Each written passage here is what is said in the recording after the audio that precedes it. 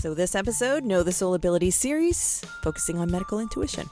So I had a hard time finding this exact term on the official word definers like Webster Dictionary, Cambridge Dictionary, but when I ventured to a more specialized website, thepracticalpath.com, here's the definition that they put out there that I think gives a general understanding of what medical intuition is.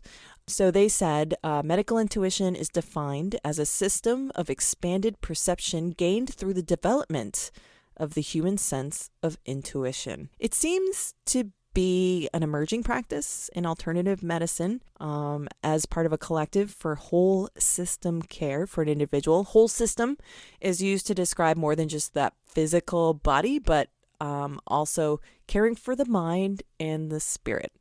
An easier term to find is the adjective phrase of medical intuitive, describing a person who practices medical intuition. A medical intuitive is able to pick up on your systems, your mind, your body, your spirit, and help narrow down our issues from their intuitive inclinations. From there, it's up to the medical intuitive how they continue either sending information to a traditional or non-traditional provider. So it's sort of like a consult, sending a report to a provider to help them narrow down a diagnosis to treat the clients.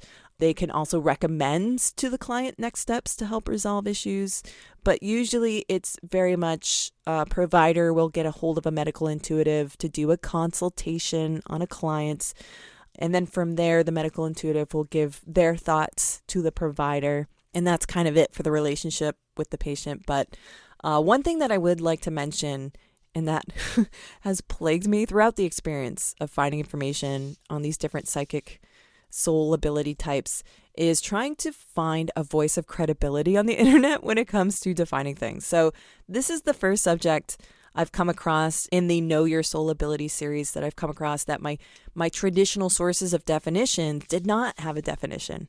So then I have to rely on less credible sources that are trying to sell an idea. So their ability to provide me with a definition goes hand in hand with trying to sell a course or a membership or a reading. I find it really disheartening to not be able to find one or two credible organizations that just want to provide information without selling me something. So instead, sometimes I have to rely on sellers and businesses' definitions. But luckily for us in this episode, I can go right to a source, and we'll get to that in just a few minutes.